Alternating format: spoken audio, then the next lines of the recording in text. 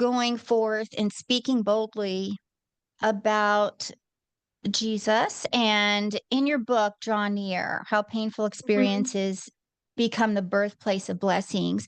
If you could expand a little bit about how you share these things in your book, and are there Yes, maybe a couple of takeaways you'd really want the listener to know, and overall what you want your readers to take away from your book?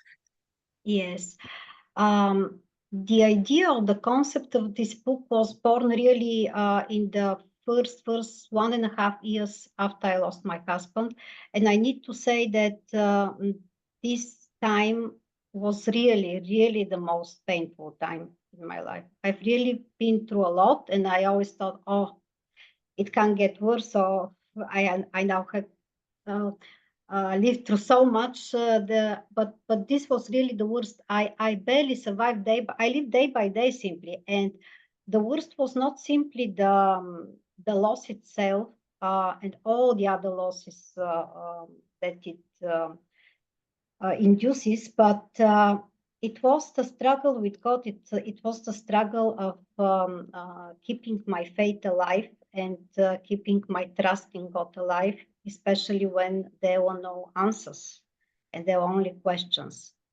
And that's why I needed urgently to have, for me, for myself, to have a right theology of suffering, so to say, and uh,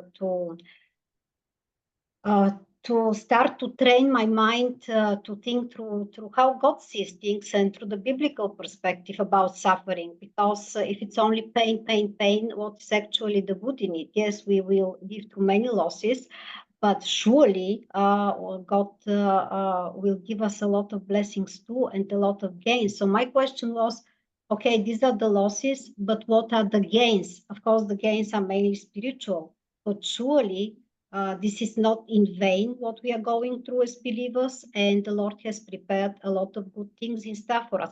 Of course, I need to say here, good. The definition of good, how God defines good, is quite different from how we define good in many cases. This I need to say. Mhm. Because there is simply two main reasons for this. And one reason is we are temporal, we are finite beings, we see things only from this temporal perspective. God is infinite, He is eternal, and He sees things that we even can't fathom and imagine. So, as He beautifully says, my ways are not your ways, and my thoughts are not your thoughts. And I think this is one of the biggest lessons for me, to experience first the full weight of the pain of this realization that His ways are not my ways and His thoughts are not my thoughts, but then also to experience the comfort of this statement. And this is, of course, the process of growth.